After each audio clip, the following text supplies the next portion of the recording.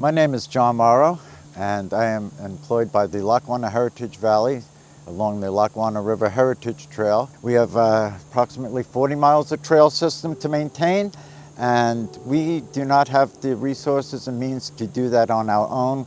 Without our partnerships, our volunteers, we are nowhere.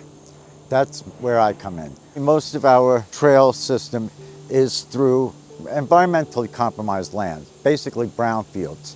In particular, behind me is a section that is abandoned mine lands. There was colliery here. These lands were denuded 100 and some odd years ago of any vegetation. A lot of the banks along the river are basically legacy sediment.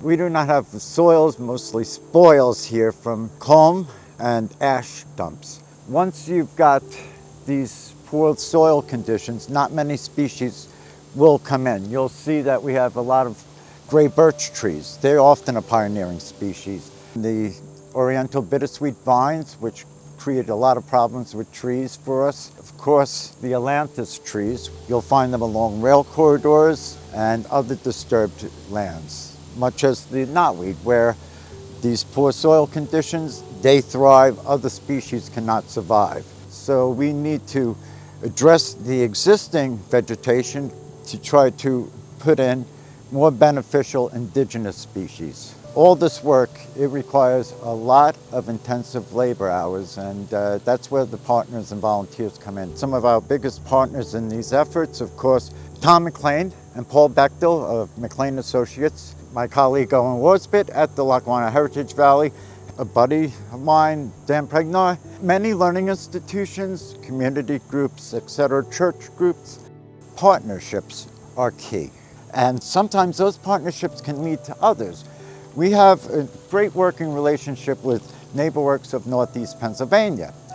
This past summer, through NeighborWorks, we were able to have workers from AmeriCorps and CCC. These are young people from around the country who came to Scranton to do community service work. I also do a summer teen work experience program. Scranton Preparatory School, last year, I had nominated one of their students who was graduating, who had been fantastic in organizing fellow students to get out and do a lot of the planting and cleanups work. That's what we need. We need these young people to be engaged, not just themselves, but to rally the troops, get their fellow students out. That is how we can get this work done. I think often people think of nature and parks and such as something that you go off to some mountain far away as such. We have that here in our communities. Take the example here where we were able to put in a paddling launch. Many sections of the trail are so channelized. We have levee systems that do not provide access down to the river.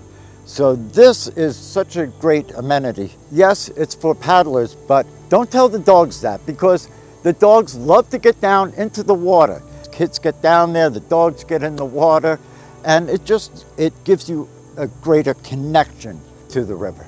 And having a connection to that does make you a better steward of these lands and waters. That, I think, is ultimately the best takeaway from this all. I am grateful for this acknowledgement, and I want to use it as a platform to get the message out about the work that we are doing that needs to be done, and also to acknowledge my gratitude to all those who have made it possible. The work here, it will be ongoing far after I'm gone. We are addressing issues that are decades, centuries in the making. That is work that we need young people, future generations, to take up the mantle and to continue this work.